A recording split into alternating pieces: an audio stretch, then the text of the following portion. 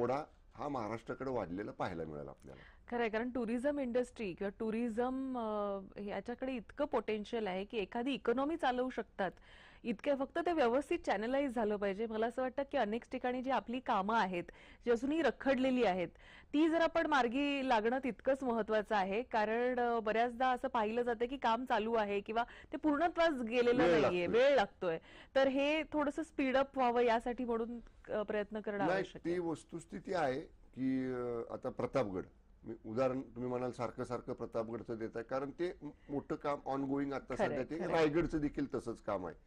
त्याचं कारण आहे मॅडम, आर्किओलॉजी डिपार्टमेंट जे आहे तिथे एखादा दगड इकडचा तिकडे हलवायचा जरी म्हटला तरी एनओसी ना हरकत बरोबर. प्रमाणपत्र हे आर्किओलॉजिकल डिपार्टमेंटचं घ्यावं लागतं आणि अगदी केअरफुली. ते काही चुकीचं आहे असं मी म्हणणार नाही.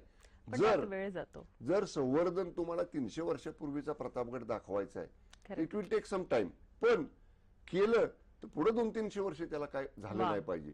अशा पद्धतीने आपल्याला ते करायचं. आणि त्याच्या पुढं नवीन एक संकल्पना आपण त्यामध्ये प्रतापगडच्या पायथ्याला जिथं अफजल वध झाला, छत्रपती शिवाजी महाराजांनी स्वराज्यावर चालून आलेल्या अफजल खानाचा वध केला, त्या ठिकाणी आपण सुद्धा एक शिवसृष्टी उभी करतोय की त्या ठिकाणी जिवंतपणे, म्हणजे त्या जिवंत देखावा नाही पण जिवंतपणे जशा पद्धतीनं चित्र रंगलं गेलं तसं स्लाइडच्या माध्यमातून की छत्रपती शिवाजी महाराज प्रतापगडवर तुळजाभवानीचं दर्शन घेऊन खाली कसे आले, कोण मावळे त्यांच्या बरोबर होते, तो जो इतिहास आहे सगळा ते असं चित्ररूपानं लोकांना दिसावं, म्हणजे थोडस तो देखावा उभा केल्यासारखा की छत्रपती शिवाजी महाराजांचं शौर्य काय होतं यासाठी सुद्धा आपण तिथं तो दाखवायचा प्रयत्न करणार आहोत की लोकांना समजलं पाहिजे. तर आणि ते ठिकाण ते आहे, प्रतापगड समोर दिसतोय आणि प्रतापगडच्या बरोबर पायथ्याला ते ठिकाण आहे की जिथं अक्षरशः स्वराज्यावर चालून आलेलं संकट छत्रपती शिवाजी महाराजांनी स्वतःच्या जीवावर बेतलं असताना